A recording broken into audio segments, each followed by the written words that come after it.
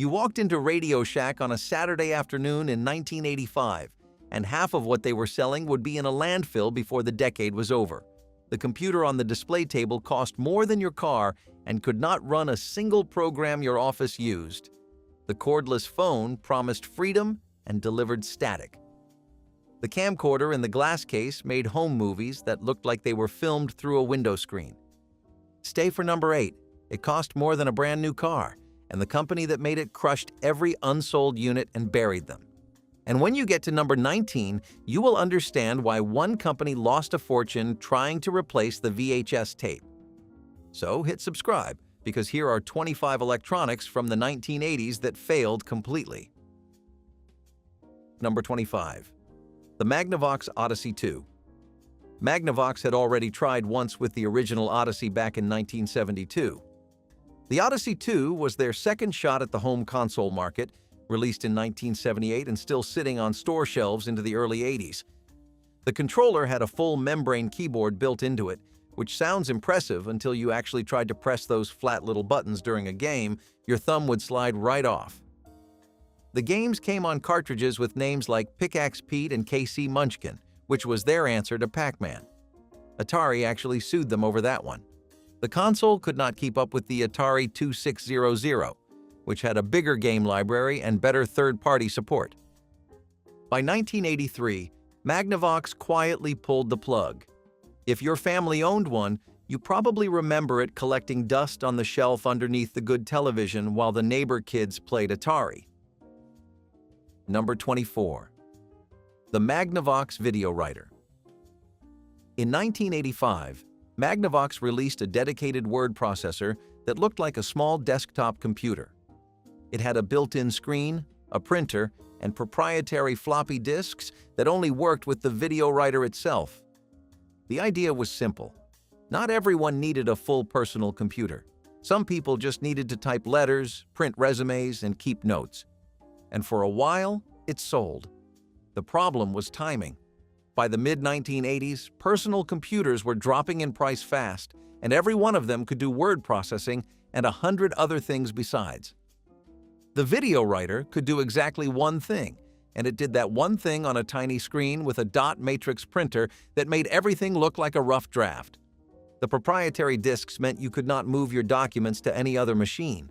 If the VideoWriter broke, your files were stuck. Magnavox kept updating it for a few years, but the market had already moved on. People wanted machines that could grow with them, not appliances that did one job and nothing else. Number 23. The Atari Lynx. Atari released this handheld game system in 1989, and on paper it should have crushed the competition. It had a full color screen when the Nintendo Game Boy only offered a green and black display. It could handle graphics that looked like they belonged on a home console. The problem was everything else. The Lynx was enormous, roughly the size of a small brick, and it chewed through 6 AA batteries in about 4 hours. You could not fit it in your pocket. You could barely fit it in your backpack. A kid on the school bus with a Game Boy could play for hours on 4 batteries. A kid with a Lynx was hunting for a wall outlet by lunch. Nintendo also had a massive head start with games, and Atari never caught up. The Lynx quietly disappeared from store shelves, while the Game Boy went on to sell over 100 million units worldwide. Number 22. The Timex Sinclair 2068. In 1983, Timex tried to sell Americans a home computer for under $200. The machine was built on Sinclair technology from England, and it came in a flat, black case that looked like someone had stepped on a typewriter. The keyboard was made of rubber, and pressing the keys felt like poking a calculator with your fingernail. It could display color graphics and play sound, which was more than the earlier Timex Sinclair 1000 could manage, but it was not compatible with almost anything else on the market. Software was hard to find. Peripherals were harder. And by the time it showed up in stores, the Commodore 64 was already dominating the low end of the market at a similar price with vastly more software. Timex pulled out of the computer business entirely within a year. The watches kept selling. The computers vanished. Number 21. The Epson QX-10. Epson made a name for itself with printers, so when they released a desktop computer in 1983, people paid attention. The QX-10 came bundled with a software package called Valdocs, which was supposed to do word processing, spreadsheets, and graphics all in one integrated system. The idea was ahead of its time. The execution was not. Valdocs was buggy, painfully slow, and crashed without warning. The hardware itself was a clean little machine with a built-in monitor option, but it ran on the CP/M operating system when the rest of the business world was moving to MS-DOS and IBM compatibility. Walking into an office in 1984 and telling your boss you bought an Epson instead of an IBM clone was like showing up to a highway in a horse and buggy. Nobody was going that direction anymore. Number 20. The Atari 5200 Super System. Atari launched this console in 1982 as the successor to the massively popular 2600, and it had one fatal problem that everyone who owned one remembers. The controllers. They were enormous analog joysticks that did not center themselves when you let go. You would push the stick to the right, release it, and the character on screen would just keep walking into the wall. The buttons on the side were mushy, unresponsive little pads, and the whole controller felt like it was designed for someone else's hands.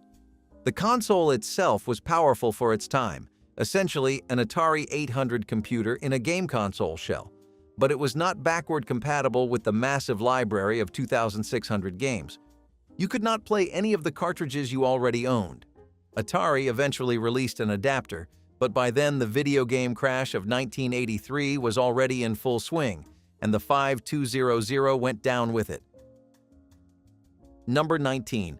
The RCA SelectaVision CED video disc.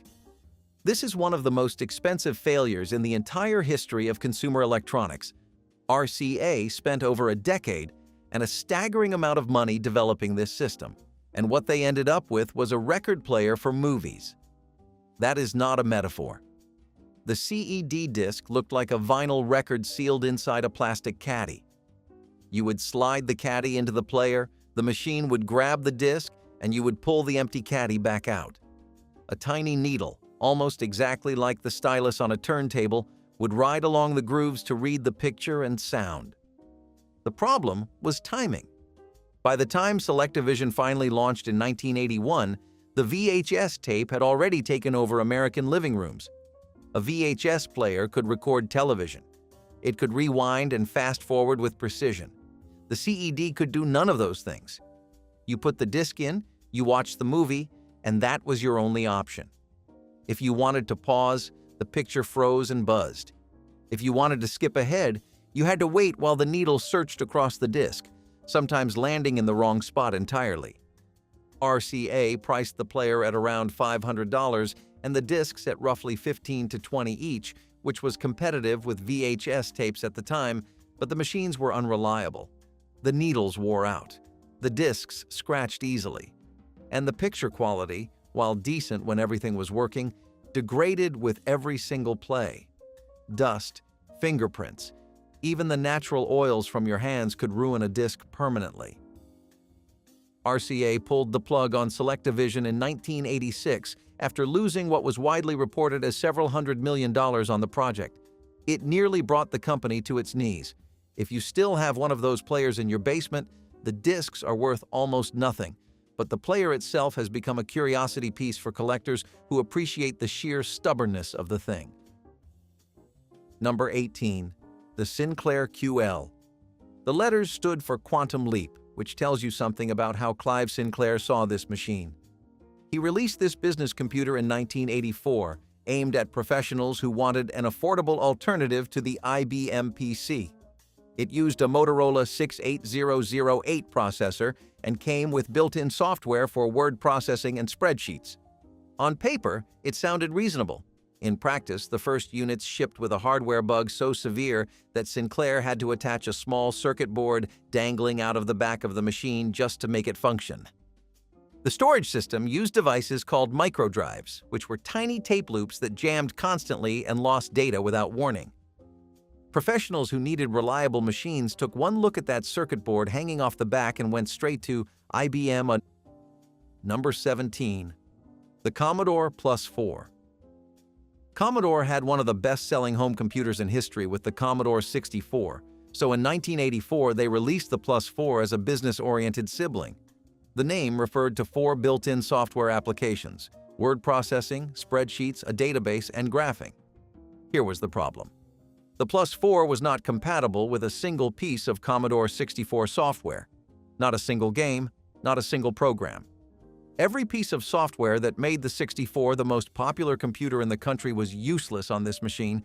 It also lacked the 64's famous SID sound chip, which meant game developers had zero interest in writing for it. Commodore marketed it as a serious business tool, but real businesses were buying IBM clones. They pitched it to home users, but home users already had a 64 and a drawer full of games. The Plus 4 ended up belonging to nobody. Number 16. The RCA Dimensia. In 1984, RCA introduced what it called the first smart television. The Dimensia was a complete home entertainment system. A television, a VCR, a CD player, a tuner, and a pair of speakers, all controlled by a single remote. The remote itself was the selling point. One handset to rule everything in your living room. It sounded futuristic. It was also a nightmare to set up and an even bigger nightmare to use. The remote had rows of tiny buttons that looked identical in low light.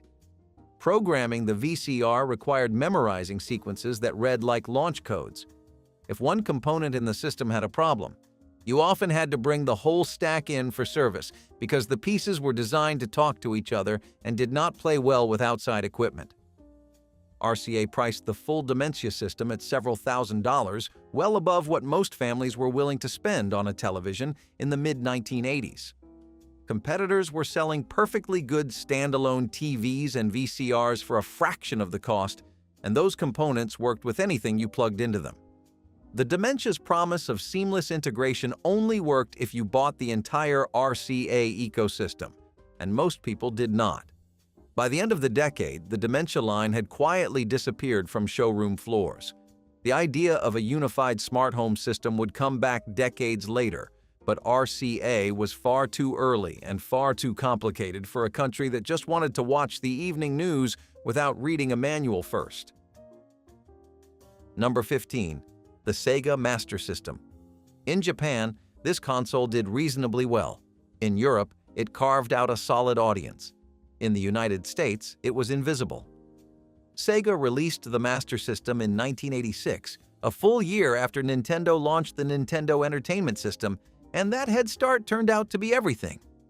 Nintendo had locked down exclusive agreements with third-party game developers, which meant the biggest names in gaming were making titles for Nintendo and only Nintendo.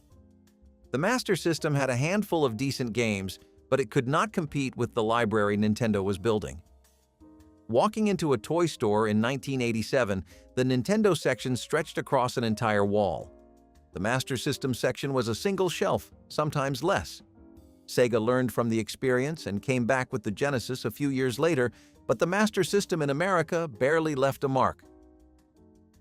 Number 14. The Panasonic Senior Partner.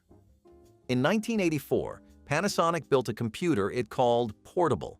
The Senior Partner was IBM compatible, ran MS-DOS, and had a built-in 9-inch amber monitor and 2 floppy disk drives. It also weighed close to 30 pounds. Calling it portable was generous. Calling it luggable was closer to the truth. You could technically carry it by the handle on top, but you would feel it in your shoulder for the rest of the day. The screen was small and recessed inside the case like a television set inside a suitcase. It worked well enough as a desktop machine if you set it down and never moved it again, which defeated the entire point. The real problem was competition. By the time the Senior Partner hit store shelves, Compaq had already proven that portable computing could be done better and lighter. And within a couple of years, true laptops started appearing, machines you could actually set on your lap without risking a leg injury. The Senior Partner ended up in the odd middle ground where it was too heavy to travel with and too limited to justify over a proper desktop. It sold in small numbers, mostly to offices that needed a machine they could wheel between conference rooms on a cart.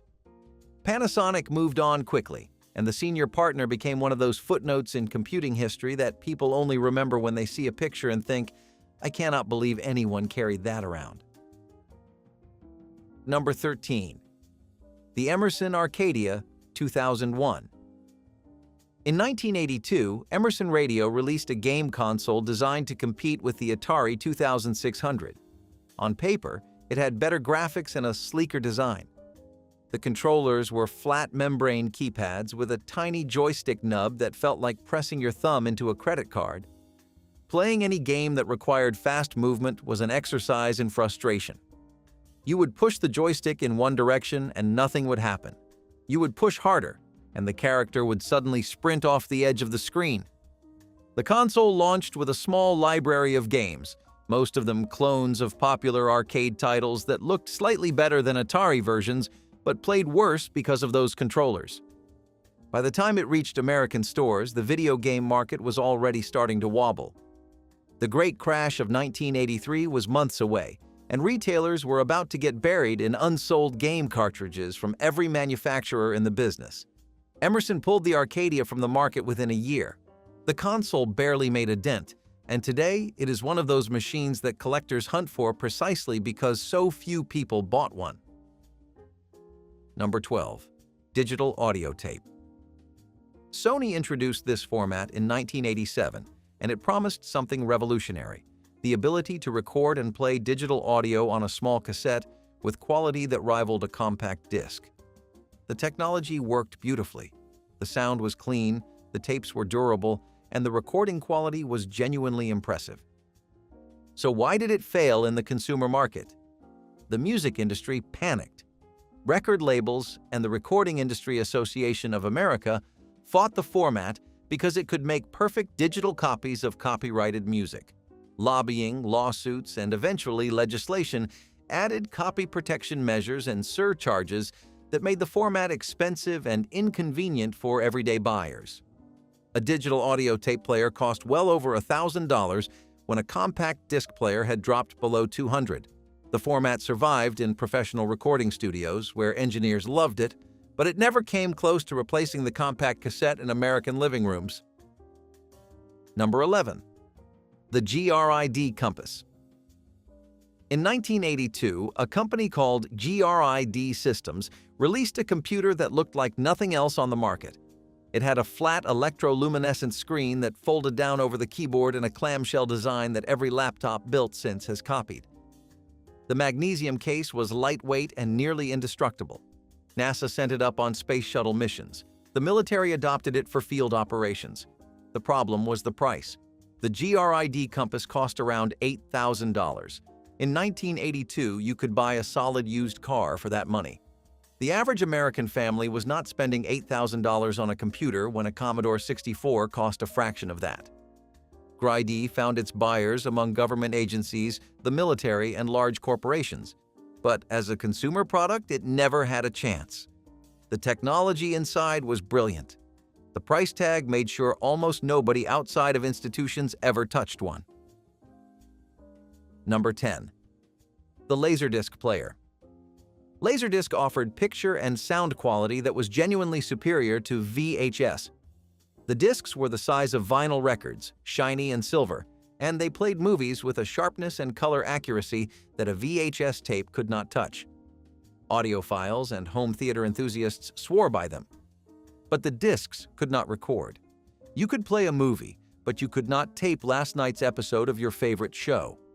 The players were expensive, the discs were bulky and easy to damage, and most movies required you to flip the disc halfway through, sometimes more than once, to finish watching. Picture pausing a car chase to get up, open the player, flip a disc the size of a dinner plate, and wait for it to spin back up. The format never captured more than a small fraction of the American market. It hung on through the late 80s and into the 90s, mostly in the homes of people who took their home theaters very seriously. Number 9. The Mattel Aquarius. Mattel, the company behind Barbie and Hot Wheels, decided in 1983 that the home computer market needed their attention. The Aquarius was their entry, and it arrived with the enthusiasm of a company that had no idea what it was getting into. The machine had a rubber chiclet keyboard that made the Timex Sinclair feel like a luxury typewriter. The built-in memory was so limited that the computer could barely run its own bundled software. The graphics were blocky, the sound was a single tone beeper, and the game library was thin enough to count on your fingers. Mattel had acquired the design from a manufacturer overseas, and it showed. Internal memos reportedly described the Aquarius in terms that would embarrass any marketing department. The computer lasted roughly 4 months on the market before Mattel pulled it and exited the computer business for good. Number 8. The Apple Lisa. In January 1983, Apple released what was supposed to be the most important personal computer ever built. The Lisa was the first commercial computer to feature a graphical user interface with a mouse, windows you could drag around the screen, icons, and pull-down menus. Everything you take for granted on every computer today started with this machine. Steve Jobs had championed the project after visiting Xerox PARC and seeing their experimental graphical interface. He wanted to bring that technology to the world. The Lisa cost $9,995. In 1983, the median household income in the United States was somewhere around $20,000. Apple was asking families to spend half a year's earnings on a desktop computer. The machine was powerful, elegant, and years ahead of anything else on the market, but it was also painfully slow. Applications took minutes to load from the proprietary floppy drives, which Apple called Twiggy drives, and they were unreliable and incompatible with everything else available. Apple sold the Lisa primarily to businesses, but businesses that needed computers were buying IBM PCs for a fraction of the price. The Lisa found almost no audience. Apple rebranded it as the Macintosh XL and dropped the price, but the reputation was already settled. In 1989, Apple collected around 2,700 unsold Lisa computers, shipped them to a landfill in Logan, Utah, and had them crushed and buried. A tax write-off. Thousands of machines that had once represented the absolute cutting edge of personal computing, smashed to pieces and covered with dirt. The technology inside the Lisa lived on in the original Macintosh, which launched in 1984 at a lower price and became one of the most influential computers in history. The Lisa was the rough draft. Brilliant, overpriced, and too early for the world it was trying to build. It ended up under 6 feet of Utah soil. Number 7. The Commodore 16. Fresh off the enormous success of the Commodore 64, Commodore decided in 1984 that the world needed a cheaper, less capable version of their best-selling machine. The Commodore 16 had less memory, weaker graphics, inferior sound, and was not compatible with a single piece of Commodore 64 software. It could not play the games. It could not run the programs. It was a machine built from the ground up to be less than the product it was supposed to complement. Commodore marketed it as an entry-level computer for beginners, but beginners could buy a full Commodore 64 for not much more money and get access to one of the largest software libraries in the world. The 16 was dead on arrival in the United States and only found modest success in parts of Europe and South America. In America, it sat on clearance shelves and gathered dust. Number 6. The Texas Instruments TI-99/4A. This computer started strong. Released in 1981, it was one of the first home computers with a true 16-bit processor, and Texas Instruments had the brand recognition and manufacturing power to push it. The machine displayed color graphics, played solid games through cartridges, and had a real keyboard that felt like you were actually typing on something. Then the price war started. Commodore slashed the price of the VIC-20 and the Commodore 64 so aggressively that Texas Instruments had to follow, cutting their price again and again until they were losing money on every single unit sold. The rebates got so generous that some dealers were practically giving them away. By late 1983, Texas Instruments had bled hundreds of millions of dollars on home computers and announced they were leaving the market entirely. The company went back to calculators and semiconductors and never tried to sell a home computer again. Number 5. The Osborne 1. Adam Osborne released the first commercially successful portable computer in 1981. It weighed about 24 pounds, came in a case the size of a sewing machine, and had a screen about 5 inches across. But it was portable. It came bundled with business software that would have cost more than the machine itself if purchased separately, and it was priced under $2,000. The Osborne one sold well. The company grew so fast that it started planning the next model, the Osborne Executive, and here is where everything fell apart. Osborne announced the Executive months before it was ready, and customers immediately stopped buying the current model. Why spend money today when a better version was coming next month? Dealers canceled orders. Revenue collapsed overnight. The company went from one of the fastest-growing computer makers in the country to bankruptcy in a matter of months. The disaster became so famous as a business lesson that it earned its own name, the Osborne Effect. Number 4. The IBM PCjr. When IBM announced a home computer in 1983, the entire industry held its breath. IBM owned the business market. Now they were coming for the living room. The machine was codenamed Peanut, and expectations were enormous. Then people saw it. The original keyboard was a wireless chiclet design with flat, rubbery keys that had no feedback, no travel, and no business being attached to a computer with the IBM name on it. The machine cost more than a Commodore 64 or an Apple IIe, but offered less than either. It was not fully compatible with the IBM PC, which meant a lot of business software would not run on it properly.